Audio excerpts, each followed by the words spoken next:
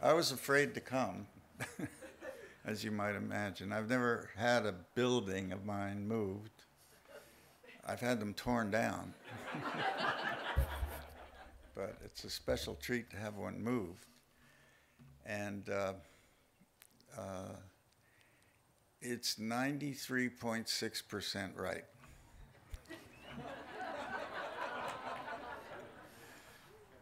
So they'll try and make it 100. It's not very complicated. They did an incredible job putting it together, and it's staggering to see it. The view from that side, which I guess is west, east. See, I'm screwed up because you turned it around on me. Is the view that the Wintons had from their house all these years. It's about architecture, but architecture is about people, and the people I met and got involved in this are the treasures for my life. Mike and Penny. They saw a picture in the New York Times of a house I did where I live, where I actually live, which has chain link and corrugated metal, and they were thinking they wanted a potting shed. And the potting shed metaphor was what they asked me for. And the reason is they didn't want it to look like they were subdividing the land. And so we designed a kind of a potting shed, and I don't think that fit Mike's aesthetic.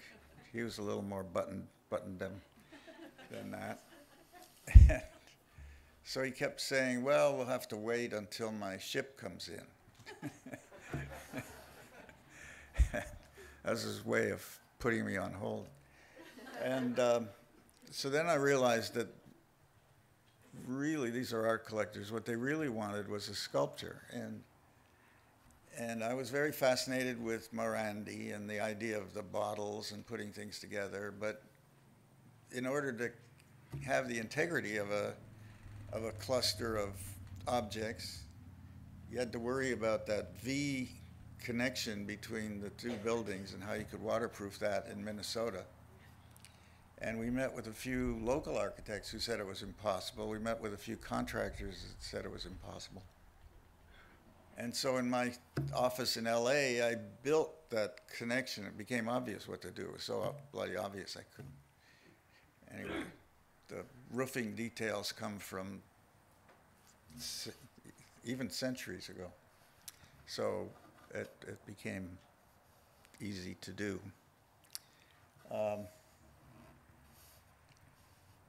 Minnesota has been special to me because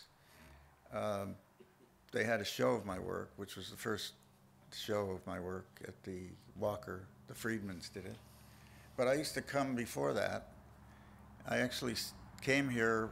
I used to work for Victor Gruen, and I worked on Southdale Shopping Center. Is that still here? And then I was hanging out with the LA art scene, and the LA artists were not being bought by New York collectors back then. They were being bought by Minnesota collectors, Ken Dayton, and a lot of people here seem to resonate with LA art. Now, the Getty has just put together a thing on LA art. They're all excited about discovering the LA artists, and there's no mention of Minneapolis in it. And I'm giving a talk there on the 13th, and I'm going to set this right.